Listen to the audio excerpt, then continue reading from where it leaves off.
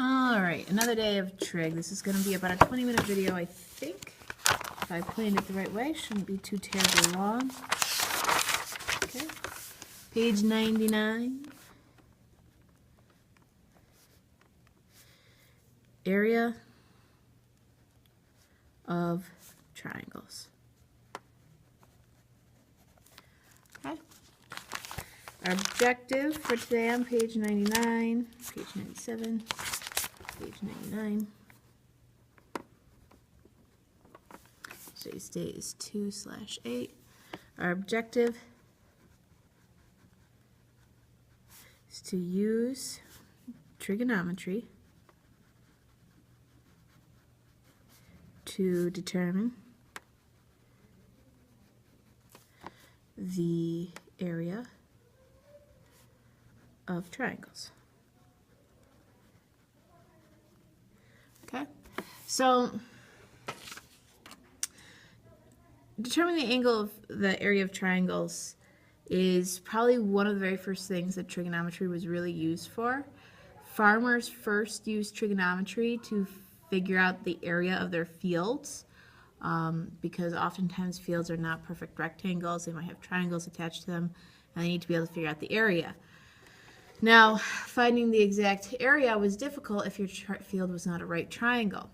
So they used trigonometry, farmers did, to be able to find the area of a triangular field. Okay? So the area of a triangle is 1/2 base times height. Okay? So if I start with a triangle,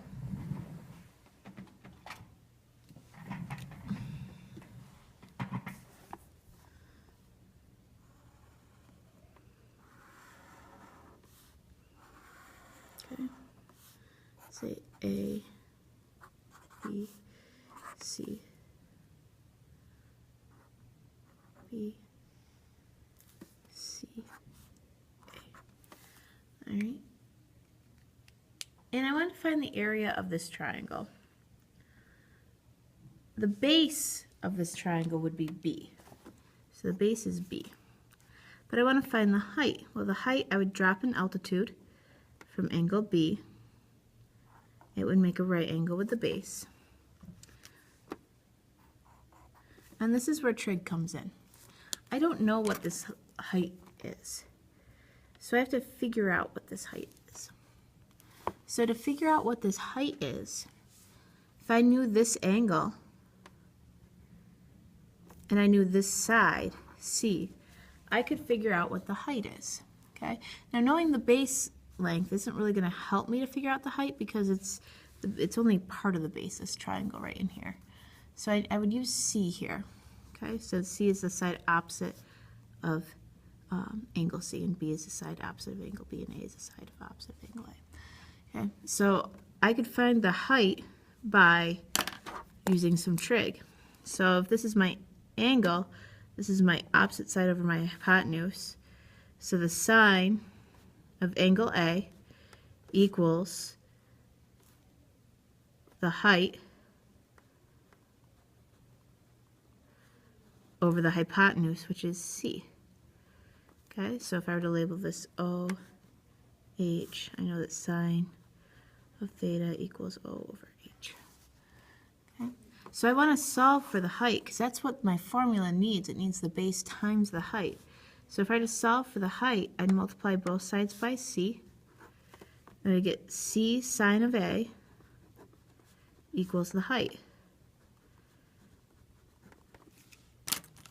So if I were to put this into my formula, which was originally area equals 1/2 of the base times height, well, it happens that area, or the length of the base is B here, the side across from B, from angle B, but the height is C sine A. So I replace this height length with C sine A. So this is my formula now for area for a triangle. And the important thing to remember is that B is the side across from angle B, and C is the side across from angle C. Okay? So that's kind of the neat way of knowing it. And then A is the side that is when the angles. Okay? So let's say I had an area problem. Let's say I had this triangle here.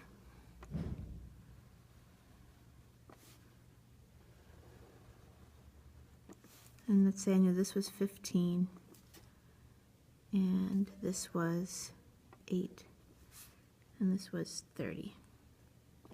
I don't have a right triangle here, so I can't easily figure out what the height is. But I could reorient this triangle so that the 15 was the base, right? And the 8 is the other side, and the 30 degrees here. Let's say I knew this last side over here was,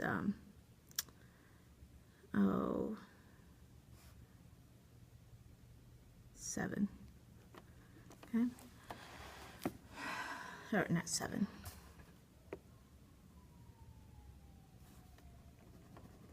I'll make this 9. That'll work. Alright, so let's say it's 7 and the other side was 9. So what information would I need here? Which parts of this would I need to figure out the area? Well, I'm going to label the angle that I have. I'm going to call that A. The side across from what I'm going to call my base, I'm going to call B. The angle across from what I'm going to call my base, I'm going to call B. And this will be C. So this will be my C side, my A side, and my B side. So I know the area is 1/2 B, C, sine A. So I'm going to take the angle,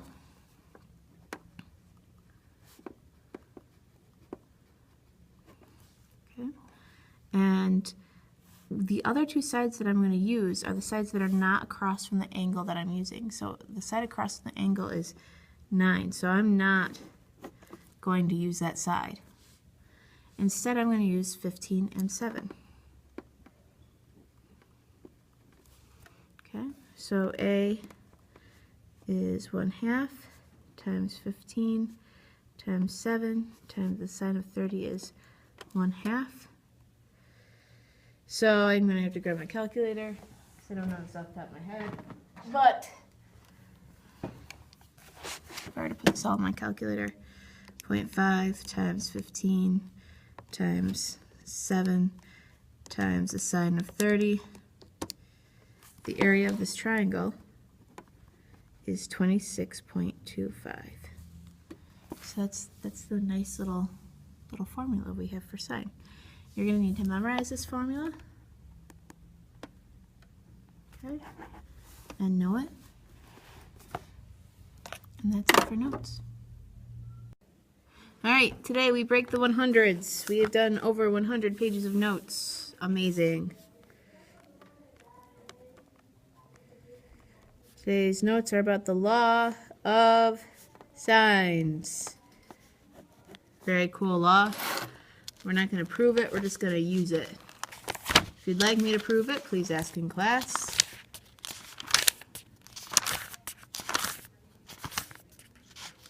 It's page 101.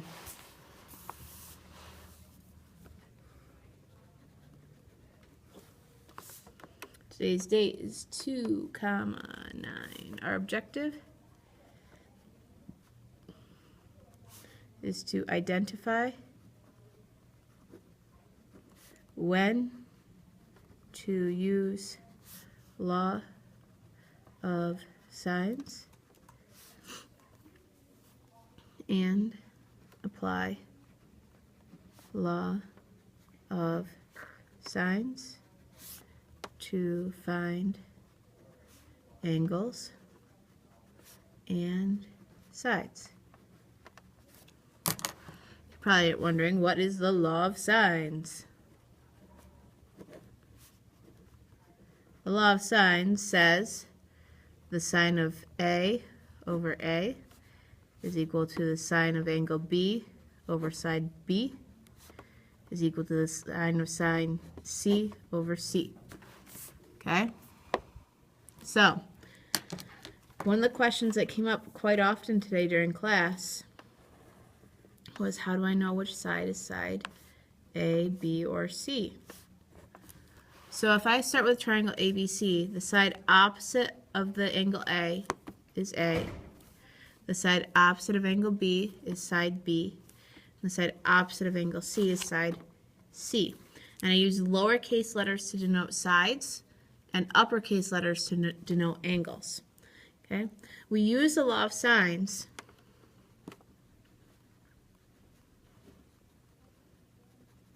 in non-right triangles. Okay, so now we're going to start to apply trig to triangles that are not right, that do not have a right angle. Okay? So let's say I started with a triangle like, oh, I don't know.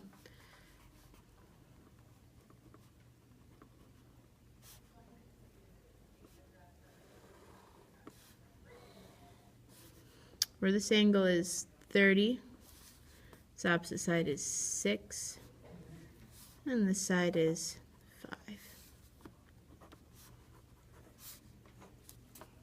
Okay. If I wanted to find angle C, I would use the law of sines. So the sine of angle A over side A is equal to the sine of angle C over side C. So side A would be across from angle A, and side C would be across from angle C. So when I set this up, the sine of 30 over 6 equals the sine of C over the side C, which is 5. Okay. So this would be, sine of 30 is 0.5 over 6 equals the sine of C over 5. I'm going to cross multiply. 2.5 divided by 6 equals the sine of C. Now to find C, I'm going to take the inverse sine of both sides.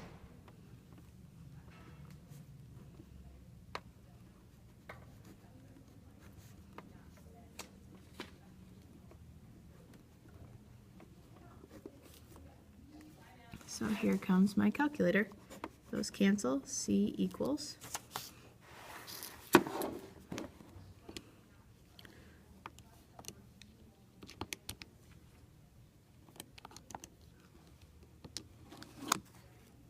24.6 degrees. That's really cool. Okay, so I can use the law of sines here because I was given an opposite side and an opposite angle, and I was given a side opposite of the angle I wanted to find. I'll show you an example where we can't use law of sines.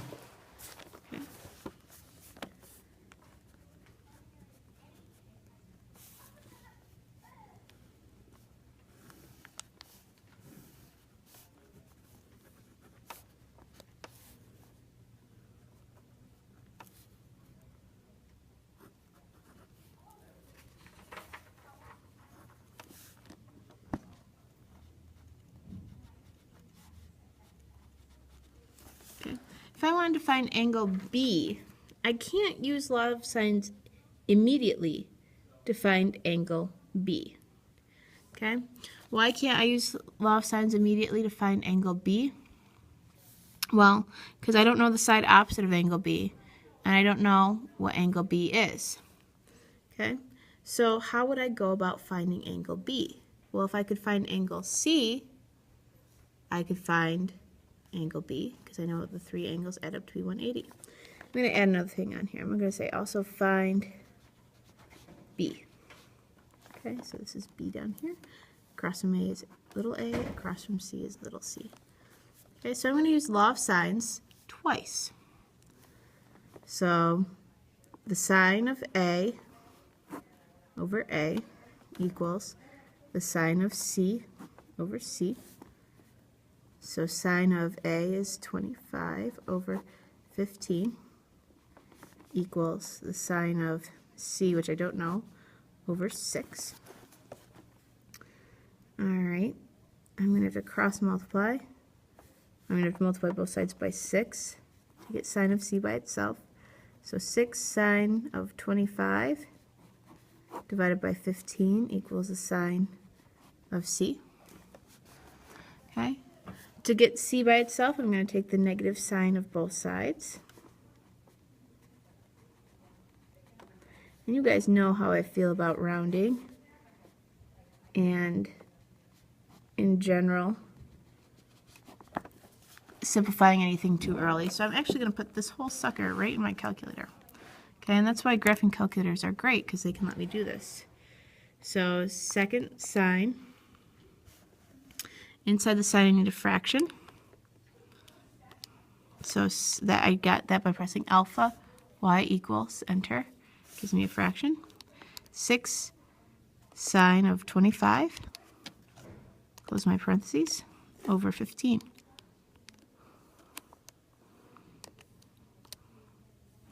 So C is 9.732.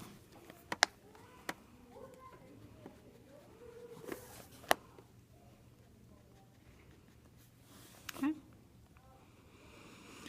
All right, so that's C.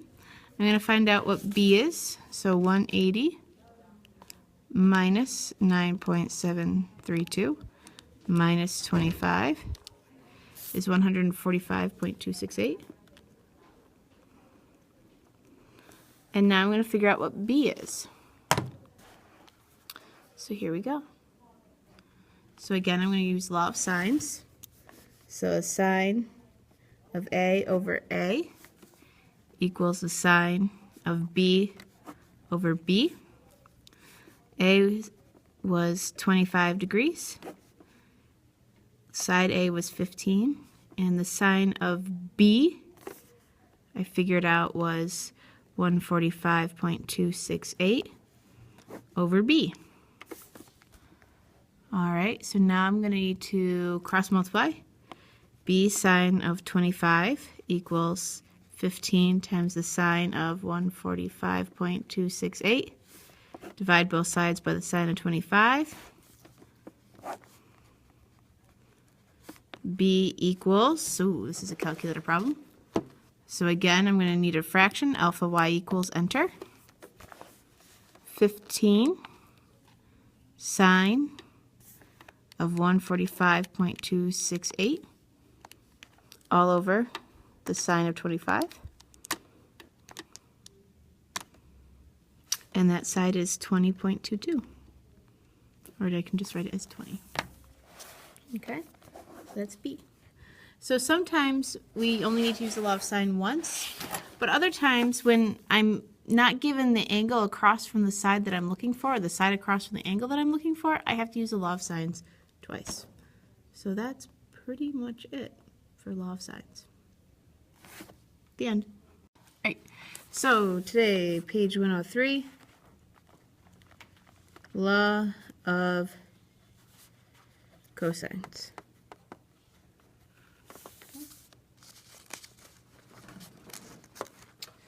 So,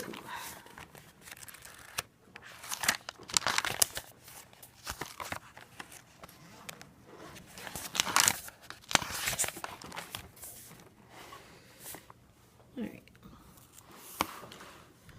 page 103. Today's date is the 10th. Our objective is to identify when to use law of cosines and apply law of cosines. Okay, so what we learned yesterday was that we use the law of sines whenever we're working with two angles and two sides. So let me just write this down first. Law of sines you use when you know two angles and you want to find a side. Okay? Okay. Or we use law of sines when we know two sides and angle opposite one of those sides. And want to find an angle opposite the second side. So if I were to draw a picture of both of those things, okay, the two cases where I'd use law of sines, so case 1, okay, say this was 80, 20, and I knew this was 10, and I wanted to find x. So that's one case where I'd use law of sines. Case 1. Case 2 where I'd use law of sines is if I knew,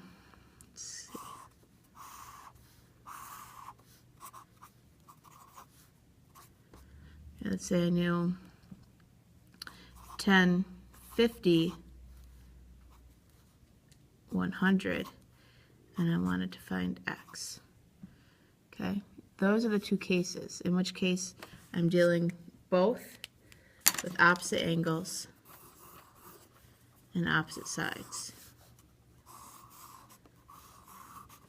Okay, today we talk about law of cosines.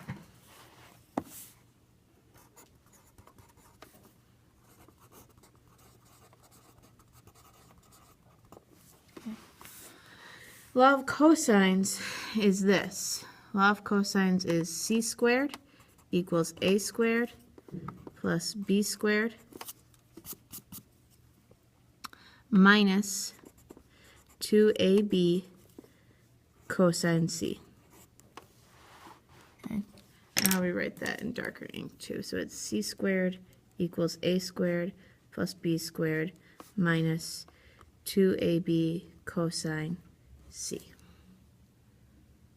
So I use this when I'm trying to find a side, and I know two sides and an included angle. So the picture of when I would use this might be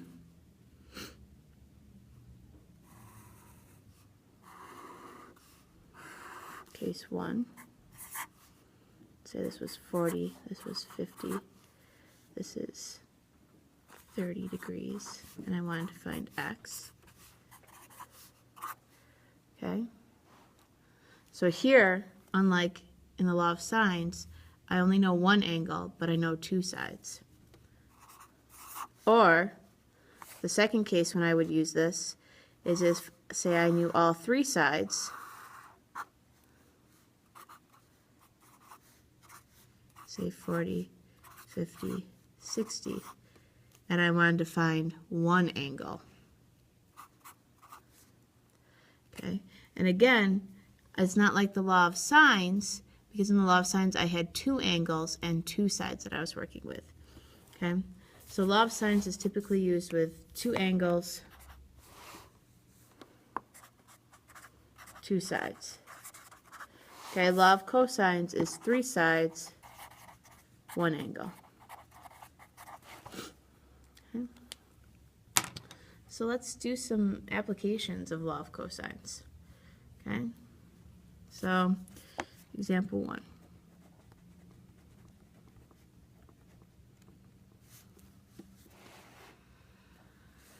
Let's say I had a triangle A, C, or excuse me, B, C, A, and B is 12. Side across from B is 12. The angle A is 40, and AB is 20. And I wanted to find BC. here's where I would use law of cosines, okay? So the side opposite the angle, C, equals a squared plus b squared minus 2ab cosine c. Now, just like in the law of sines, or the area formula, these don't actually have to be the sides A and B, okay? All that has to happen is that this side has to be opposite this angle.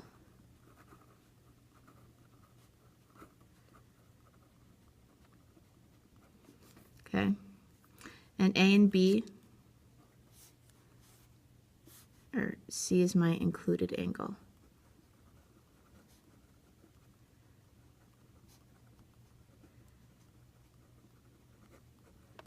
Okay, it's included between sides A and B. So C is X. A is, I'm going to say 12. 20 is B, minus 2 times 12 times 20 times the cosine of C. Okay, and C in this case is 40. All right, so I'm going to do my squaring. 144 plus 400 minus 40 times 12.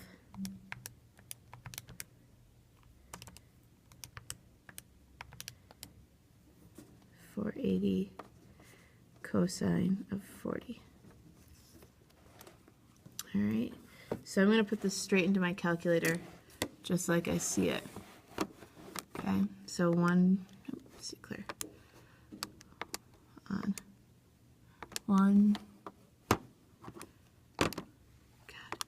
144 plus 400 minus 480 cosine of 40.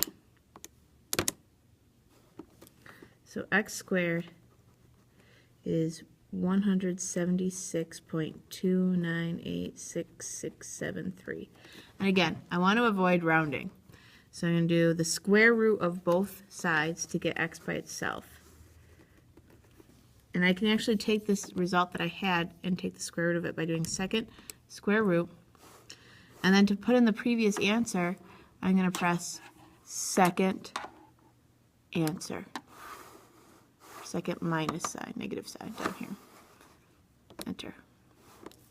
So x is 13.28 is where I'll round it off to. Okay, so that's one example. The other example where I might use this is, let's say I knew 3 sides of a triangle and I wanted to find an angle.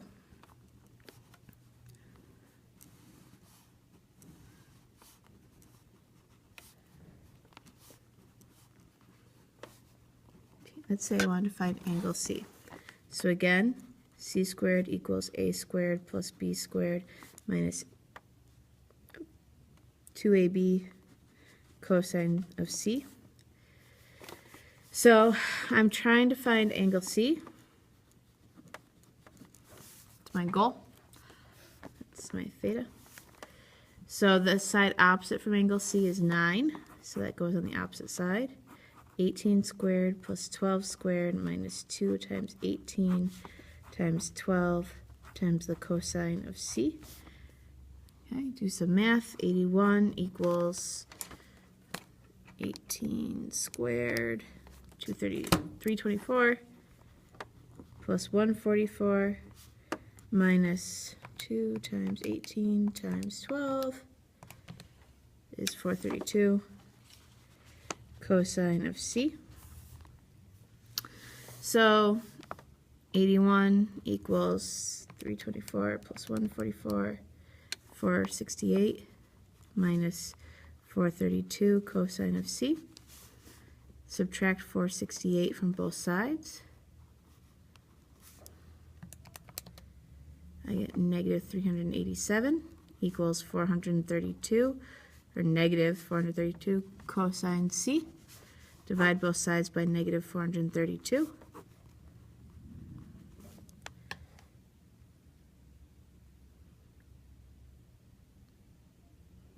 Okay, So negative, no, that'll be 387 divided by 432 equals the cosine of C. I'm going to take the inverse cosine of both sides.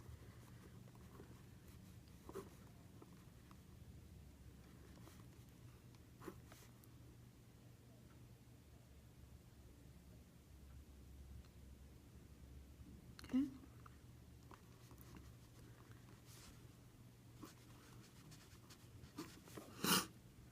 So I'm going to do that in my calculator.